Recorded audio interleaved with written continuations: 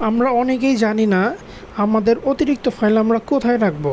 আমরা কি গ্যালারিতে রাখবো, আমরা কি মোবাইলের জায়গাতে রাখবো, আমরা এটা অনেকে কেয়ারও করি না।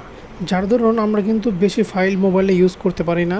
ফাইল বলতে ধরেন আপনার সেটা ফোন হতে পারে, ফোনের অথবা আপনার ফটো হতে পারে, ভিডিও হতে পারে, অন্য আদার্স কোনো ফাইল হতে পারে।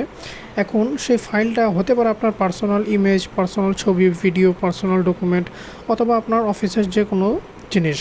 সো আমরা আজকে কথা বলবো আপনার পার্সোনাল যে কোনো ডকুমেন্ট কোথায় রাখবেন সেইটা নিয়ে। এটি হচ্ছে একটি পেন ড্রাইভ। এই পেন ড্রাইভের ভিতরে আপনার অতিরিক্ত যে কোনো ফাইল আছে, যে সমস্ত ফাইল আছে সবগুলো এটার ভিতরে রাখতে পারবেন।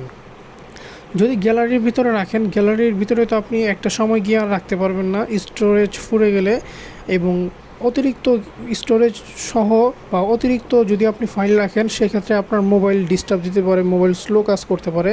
বাট এরকম একটা পেন ড্রাইভ থাকলে আপনি কিন্তু এই পেন ড্রাইভের ভিতরে যে কোনো ফাইল রাখতে পারবেন এবং সেটাকে যে কোনো জায়গায় নিয়ে যেতে পারবেন, আবার যে কোনো জায়গা থেকে অ্যাক্সেস করতে পারবেন।